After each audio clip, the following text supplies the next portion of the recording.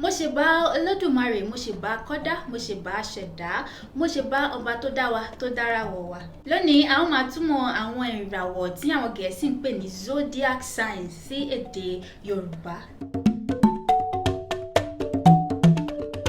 Ẹ jẹ́ ká bẹ̀rẹ̀ láti December 22 sí January 19.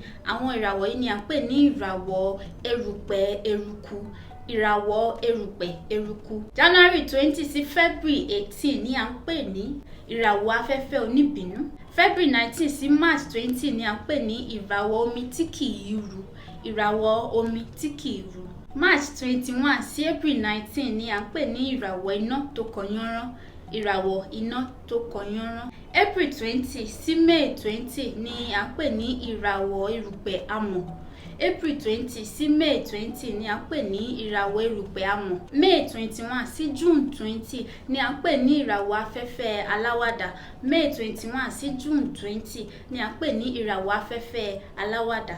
June 21 sí July 22 ni à ń pè ní ìràwọ̀ agbára omi. June 21 sí July 22 ni à ń pè ní ìràwọ̀ agbára omi. July 23 sí August 22 ni à ń pè ní ìràwọ̀ iná tó gbóná riri. July 23 sí August 22 ni à ń pè ní ìràwọ̀ iná tó gbóná riri.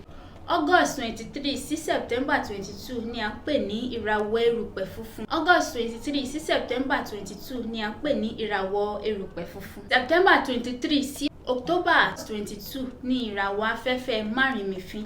September 23 sí October 22 ni ìràwọ̀ afẹ́fẹ́ márìnmífín. October 23 sí November 21 ni à ń pè ní ìràwọ̀ omi tútù. October 23 sí November 21 ni à ń pè ní ìràwọ̀ omi tútù. November 22 sí December 21 ni à ń pè ní ìràwọ̀ iná àtùpà. November 22 sí December 21 ni à ń pè ní ìràwọ̀ iná àtùpà. Ẹ ṣeun gidi gan ni tí ẹ darapọ̀ mọ́ wa lónìí. Ẹ má gbàgbé o kí ẹ fẹ́ràn ohun tí à ń ṣe níbí, kí ẹ subscribe, kí ẹ sì wá àwọn ènìyàn láti darapọ̀ mọ́ wa. Mo nífẹ̀ẹ́ yín, kò dẹ̀ sí ohun tí ẹ lè ṣe sí i.